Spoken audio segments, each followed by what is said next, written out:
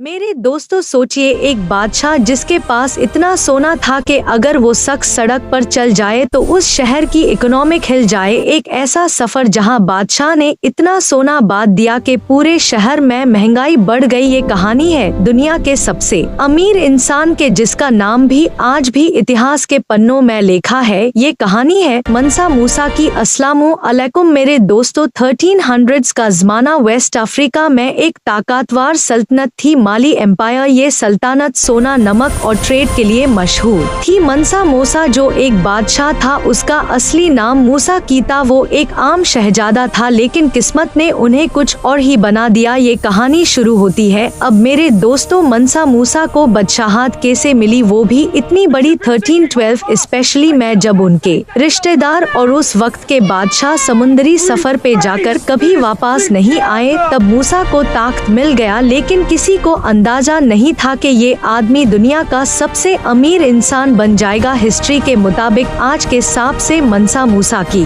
दौलत $400 बिलियन से भी कई ज्यादा थी। मंसा मूसा के पास इतना सोना था, कीमत लगाना मुश्किल है। माली एम्पायर के पास दुनिया की लगभग आधे से ज्यादा गोल्ड माइंस थी और हर सोना ट्रेड के जरिए अरब और यूरोप तक जाता था। इसलिए जब मंसा मूसा ने डिसाइड किया कि वो हज पर जाएगा, तब दुनिया ने एक ऐसा मंजर देखा जो कभी नहीं देखा था। 1324 ईस्वी में जब मंसा मूसा ने सफर शुरू किया, उनके साथ 7,000 लोग, 12,000 गुलाम थे। हर एक के हाथ में सोना 80 ऊंट है। ऊंट पर 100 किलो सोना था। जब उनका कफेला कैरो पहुंचा तो वहां के लोग हैरान रह गए। मंसा मूसा ने इतना सोना दान किया, कायरो में गोल्ड की कीमत गिर गई, महंगाई बढ़ गई। ये असर लगभग 10 साल तक रहा। ये वाकया हिस्ट्री के किताबों लिखा गया और दुनिया ने माना ये आदमी अमीन नहीं, लेजेंड है। मंसा मूसा सिर्फ सोना बांटने वाला बादशाह नहीं, बल्कि वो इल्म तालीम का दीवाना था। उन्होंने अपने शहर टिम्बकटू को दुनिया का सबसे बड़ा इल्म का मरकज बना दिया। उन्होंने बवाए मशहूर ग्रेट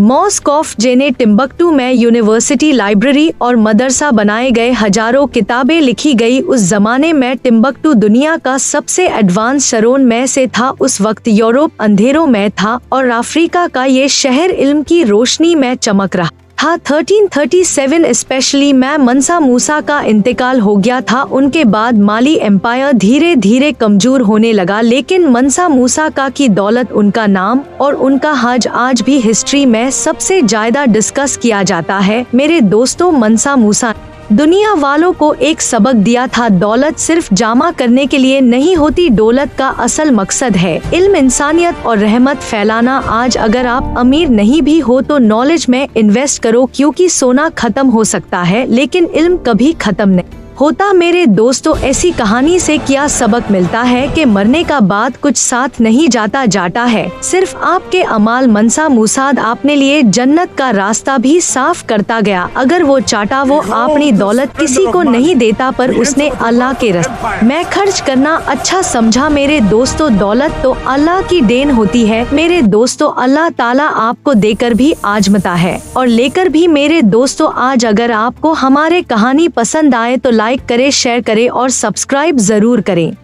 हाँ, बेल आइकन जरूर दबाएं। अल्लाह हाफिज। दुआ में याद रखना आपकी अजीज।